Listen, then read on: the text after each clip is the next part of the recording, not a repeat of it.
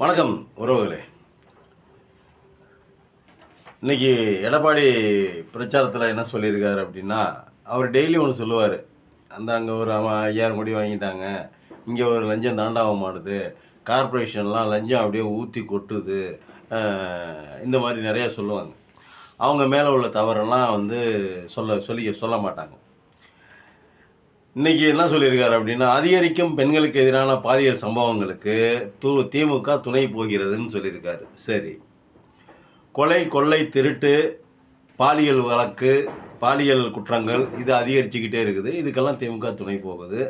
சிறுமிக்கு பாதுகாப்பு இருக்குதா, பெண்களுக்கு பாதுகாப்பு இருக்கான்னு கூட்டத்தை பற்றி கேட்குறாரு. கூட்டங்களும் இல்லைன்னு சொல்கிறாங்க. சிறுமிக்கு பாதுகாப்பு இருக்குதா, பெண்களுக்கு பாதுகாப்பு இருக்குதா அப்படின்னு கேட்குறாரு. இவர் ஆட்சியில் என்ன நடந்துச்சு நம்ம சொல்லலாமா? இவர் அடுத்த கவர்மெண்ட்டை குறை சொல்கிறாருல்ல. அடுத்த கவர்மெண்ட்டை குறை சொல்லும்போது இவருக்கு என்ன ஆச்சு அப்படின்னுங்க, இவர் ஆட்சியில் என்ன பண்ணார் அப்படின்னு சொல்லிட்டு நம்ம சொல்லலாம்ல. இப்போ தூத்துக்குடி சம்பவம் ஒன்று எடுத்துக்கங்க. ஒரு 10வது படிக்கிற பொண்ணை வாயிலே சுட்டிருக்காங்க. எதுக்கு? ஸ்டெர்லைட்டுக்கு எதிரான போராட்டத்தில். எதுக்கு ஸ்டெர்லைட்டுக்கு எதிரான போராட்டத்தில் நீங்கள் போராடுறவங்களுக்கு நீங்கள் போலீஸ் பாதுகாப்பு தான் கொடுக்கணும். அதாவது அவர்களால் பொது சொத்துக்கு சேதம் வராமல் இருக்கும்போதோ, இல்லை கலவரம் ஏதாவது அந்த பொதுக்கூட்டத்தில், அந்த பேரணியில் கலவரம் ஏதாவது வந்துடக்கூடாதுன்னோ, அந்த மாதிரி கலவரம், அந்த மாதிரி பொது சொத்துக்கு சேதம், இல்லை உள்ளரே அவங்களுக்குள்ள கைகலப்பு போக்குவரத்து, இல்லை அவங்களுக்கு எதிர்தரப்பாக கைகலப்பு போக்குவரத்து, அந்த மாதிரி ஏதாவது இருந்தால் பரவாயில்ல. அவங்க அமைதியாக ஊர்வலம் மாதிரி பேரணி மாதிரி போயிருக்காங்க. அவங்க மேலே நீ ஆளை வச்சு வாயிலேயே சுட்டுவிட்டு, ஒரு பொண்ணு 10வது படிக்கிற பொண்ணு, சின்ன பொண்ணுங்க, அந்த பொண்ணு வாயிலே சுட்டுருக்காங்க. எவ்வளோ மட்டமான மோசமான ஆளுங்களாக இருக்காங்க. இதில் எடப்பாடி பேசுகிறாரு. அன்றைக்கி என்ன சொன்னார் எடப்பாடி? மறுநாள் காலையில், என்னங்க இவ்வளோ பெரிய சம்பவம் நடந்திருக்குது. ஆமாங்க, நானும் உங்களை மாதிரி தாங்க டிவியை பார்த்துக்கிட்டு தான் தெரிஞ்சுக்கிட்டேன் அப்படிங்கிறாரு. அப்புறம் அந்த ஒரு நபர் ஆணையத்தில் அந்த அம்மா என்ன பண்ணாங்க, அந்த அந்த தலைமைச் செயலாளர் நாங்கள் எல்லா நியூஸும் நாங்கள் சிஎம்க்கு ஃபார்வேர்டு பண்ணிட்டோம், அப்பப்போ அப்டேட் பண்ணிடுவோம் அப்படின்னு சொல்லிட்டு அவங்க சொல்லிட்டாங்க. இப்போ யார் சொல்கிறது போய், யார் சொல்கிறது நிஜம்? அந்த 13 பேர்த்துக்கு பழனிசாமி என்ன பண்ணிட்டாரு? எடப்பாடி பழனிசாமி அவர்கள் என்ன பண்ணாங்க? எதிர்க்கட்சி தலைவர் என்ன பண்ணாங்க? அந்த குடும்பங்களுக்கு என்ன பண்ணியிருக்காங்க? ஒன்றுமே இல்லை. யாருக்கிட்ட லஞ்சம் வாங்கிட்டு பண்ணது இந்த வேலை? வேதாந்தா குழுமத்துக்கிட்ட, ஸ்டெர்லைட் ஓனர் வேதாந்த குழுமம், அந்த குழுமத்துக்கிட்ட என்னத்தை வாங்கினாங்க, தொலைஞ்சாங்கன்னு தெரில, என்ன பண்ணாங்கன்னு தெரில. ஒரு பெரிய அசம்பாவித 13 பேரை சுட்டு கொண்டுட்டாங்க. உலகம் இயல்பாக தான் போய்கிட்டு இருக்குது. நாடு எந்த பிரச்சனையும் இல்லாமல் சந்தோஷமாக தான் போய்கிட்டு இருக்குது. ஆனால் 13 உயிர் போயிடுச்சு. ஏன்டா போனாங்க? எதுக்குடா போனாங்க? போராட்டம் பண்ணுறது குத்தமாட ஜனநாயக நாட்டில்? போராடுறது தானே ஜனநாயக உரிமை. ஜனநாயகத்தினுடைய முதல் தேவை என்ன? போராட்டம். போராட்டம் இருக்கும் வரைக்கும் தான் ஜனநாயகமே இருக்கும். ஆனால் அந்த ஜனநாயகத்தை நீங்கள் என்ன பண்ணீங்க? குழி தோண்டி போச்சிங்களா இல்லையா? 13 பேர்த்து சுட்டு கொண்டீங்களா இல்லையா? நீங்கள் இப்போ எப்படி அதிகரிக்கும் பெண்களுக்கு எதிரான பாலியல் குற்றங்களுக்கு திமுக துணை போகிறதுன்னு எதை வச்சு சொல்கிறீங்க? நேஷனல் ரெக்கார்டு என்ன சொல்லுது? தேசிய அளவிலான புள்ளி விவரங்கள் என்ன சொல்லுது? இந்தியாவிலேயே பெண்களுக்கு பாதுகாப்பான ஒரு மாநிலம் இருக்குன்னா தமிழ்நாடு தான் ஃபஸ்ட்டில் இருக்குது அப்படிங்குது. அப்போ நீங்கள் சொல்கிற பொது பொய்யா, இல்லை மத்திய அரசு ஒன்றிய அரசினுடைய தரவுகள் பொய்யா? ஒன்றிய அரசு தரவுகள் தான் சொல்லுது. ஒன்றிய அரசை சேர்ந்தவங்க ஆள்றவங்க எல்லாருமே என்ன சொல்கிறாங்க அப்படின்னா, இவர் பழனிசாமி சொல்கிறதான் சொல்கிறாங்க. இங்கே பாலியல் குற்றங்கள் அதிகரிச்சு இது அதிகரிச்சு எல்லாமே சொல்கிறாங்க.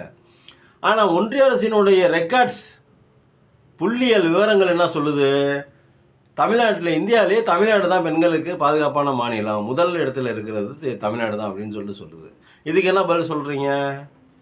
சரி பழனிசாமி அவர்களே, உங்கள் ஆட்சியில் நம்ம இந்த பொள்ளாச்சியில் 240 பெண்களா 260 பெண்களா அங்கே பாலியல் பலாத்காரம் செய்தாங்களே, அப்போ அண்ணா விட்டுருங்கண்ணா, வலிக்குதுண்ணா, நான் ட்ரெஸ்ஸை கழட்டிடுறேண்ணா அப்படின்னு அந்த பொண்ணு சொல்லுது.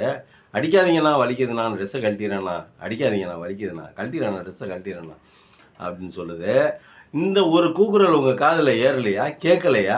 அப்போ அதுக்கு அன்றைக்கி என்ன ஆக்ஷன் எடுத்தீங்க? அதில் சம்மந்தப்பட்டவங்க பூரா பெரிய இடத்து பிள்ளைங்க,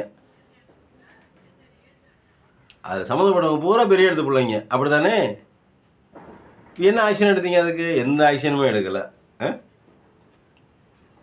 சரி, இதெல்லாம் நீங்கள் சொல்கிறீங்க. காலையில் ஹெட்லைன்ஸ், எதில்? சத்தியம் நியூஸில் ஹெட்லைன்ஸு. என்ன பண்ணி வச்சிருக்கீங்க? சட்டம் ஒழுங்கு டிஜிபியை மாற்றி, ஏற்கனவே இருந்தவரை மாற்றி சந்தீப் ராய் ரத்தோர் அவரை போட்டிருக்காங்க சட்டம் ஒழுங்கு டிஜிபியா. யார் போட்டது? தேர்தல் கமிஷன். தூத்துக்குடி சேலம் ஆட்சித்தலைவர்கள் மாற்றம், தாம்பரம் மதுரை காவல் ஆணையர்கள் மாற்றம். அதாவது இன்னும் நிறையா அதிகாரிகளை மாற்றிருக்காங்க. இவங்களெல்லாம் மாற்ற போகிறாங்கன்னு ஏற்கனவே தகவல் வந்துருச்சு நமக்கு, எல்லா காரணங்களையும் பேசிட்டாங்க. ஆனால் மாற்ற சொன்னது எது அப்படின்னா தேர்தல் கமிஷன். பொதுவாக தேர்தல் கமிஷன் என்ன பண்ணினா, தேர்தல் வந்தோம் என்ன பண்ணுங்க அப்படின்னா, யாரெல்லாம் அரசுக்கு சாதகமாக செயல்படுகிறார்கள், அரசுக்கு அதாவது கட்சி பேதம் இல்லாமல் தேர்தல் கமிஷன் பார்க்கும். யார் யார் துணை போகிறாங்க அரசுக்கு, யார் யார் அரசுக்கு ஆதரவாக யார் யார் குற்ற சம்பவங்கள் ஈடுபடுறாங்க, அந்த அதிகெல்லாம் பார்த்து மாற்றுவாங்க. ஆனால் இப்போ தேர்தல் கமிஷன் என்ன பண்ணுறாங்க அப்படின்னா, யார் யார் மாற்றணும், யார் யாரை போடணும் அப்படிங்கிறத ஒன்றியத்திலிருந்து சொல்கிறது யார் சொல்கிறாங்களோ அவங்க சொல்படி கேட்டு மாற்றுறாங்க. தேர்தல் கமிஷன் தன்னிச்சையாக ஒரு ஆய்வு செய்து அதுக்கப்புறம் முடிவெடுத்து அதுக்கப்புறம் மாற்றுறதில்ல. ஆனால் அதுக்கு பதிலாக மேலிட பொறுப்பாளர்கள் என்ன சொல்கிறாங்க, மேலிடத்தில் இருக்கிறவங்க யார், ஒன்றிய அரசின் ஆட்சியின் அதிகாரத்தில் இருக்கிறவங்க என்ன சொல்கிறாங்களோ அந்தபடி செய்கிறாங்க. அவங்க சொல்படி தான் இன்றைக்கி இந்த அதிகாரிகளை மாற்றிருக்காங்க. சட்டம் ஒழுங்கு டிஜிபி ஏன் மாற்றணும், அவர் மேலே ஏற்கனவே பாலியல் குற்றம் இருக்குது, ஏற்கனவே கேஸ் இருக்குது, லஞ்ச ஒழிப்புத்துறையில் கேஸ் இருக்குது, சிபிஐயில் கேஸ் இருக்குதுங்கிறாங்க. எதுக்கு அவரை மாற்றணும்? சட்டம் ஒழுங்கு சந்தீப் ராய் ரத்தோரை மாற்றிருக்காங்க, கொண்டு வந்து போட்டிருக்காங்க. தூத்துக்குடி சேலம் ஆட்சித்தலைவர்கள் மாற்றம், தாம்பரம் மதுரை ஆணையர்கள் மாற்றம். எதுக்கு போடுறீங்க? இது யார் பண்ணுற வேலை? எடப்பாடி இப்போ காதுகிலேயே பேசுகிறாரு, காலையில் அடைச்சிக்கிட்டு பேசுகிறாரு, அப்படியே இது அப்படிங்கிறாரு. ஆனால் இதெல்லாம் மாற்ற சொன்னது யார்? இது மாற்ற சொன்னது பூரா எடப்பாடி பழனிசாமியா. இதெல்லாம் காணொலியில் சிரிப்பாக சிரிக்குது. குற்ற பின்னணி உள்ள அதிகாரிகளையா கொண்டு வந்து போட்டிருக்கீங்க, அவங்க மேலே எல்லாமே கேஸ் இருக்குதுங்கிறாங்க, குற்ற பின்னணி இருக்குங்கிறாங்க. அந்த அதிகாரிகளாக கொண்டு வந்து போட சொல்லி லிஸ்ட்டை கொடுத்துருக்கீங்க. எதுக்கு? நீங்கள் எலெக்ஷனில் விளையாடுறதுக்கு. எலெக்ஷனில் நீங்கள் விளையாண்டு மாற்றி ஓட்டு போட்டு உங்களுக்குள்ளேயே நீங்கள் ஓட்டு போட்டுக்கிட்டு நீங்களாம் ஜெயிக்கிறதுக்கு பார்க்குறீங்க. அதுக்கு தங்கு தடைகளாக இப்போ பழைய அதிகாரிகள் இருந்தால் தடுப்பாங்க. கவர்மெண்ட் எலெக்ஷன் நேர்மையாக நடக்கணும் அப்படின்னு நினைப்பாங்க. இப்போ நீங்கள் உங்களுக்கு ஆதரவான அதிகாரிகளெல்லாம் போட்டு உங்களுக்கு சாதகமான ஒரு சூழ்நிலையை ஏற்படுத்தி அதன் மூலமாக ஓட்டு பெட்டியில் ஓட்டு வங்கியில் விளையாடலாம் அப்படின்னு சொல்லிட்டு ஒரு தீர்மானத்தோடு இருக்கீங்க. அதானே உண்மை.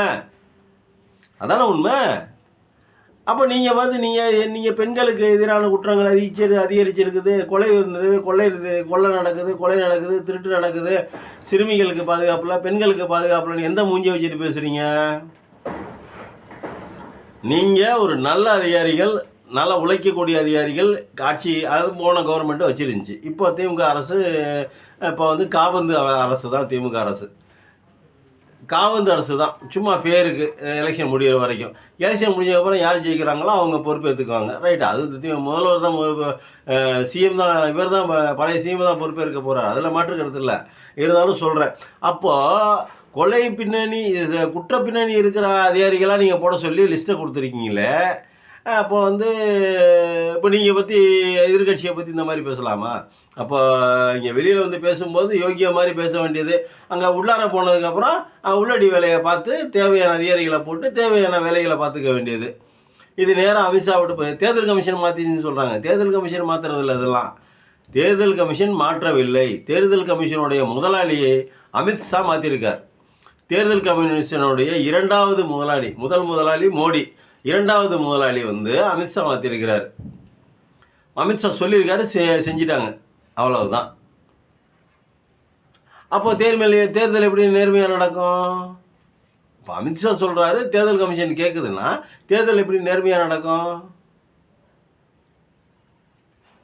அப்போ உங்களுக்கு வேண்டிய வேட்பாளர்களுக்கு உங்களுக்கு வேண்டியவங்களுக்கு என்னென்ன பண்ணணுமோ பண்ணி எப்படியெல்லாம் ஓட்டு போடணுமோ பக்குவமாக பதார்த்தமாக ஓட்டு போட்டு நீட்டாக அவங்கள ஜெயிக்க வச்சுருவீங்க. அப்படி தானே பார்க்குறீங்க? அதுக்கு தானே இந்த செட்டப்பெல்லாம் மாற்றுறீங்க, பண விநியோகம் பண்ணுறதுக்கு. ரெண்டாவது பண விநியோகம் பண்ணுறதுக்கு.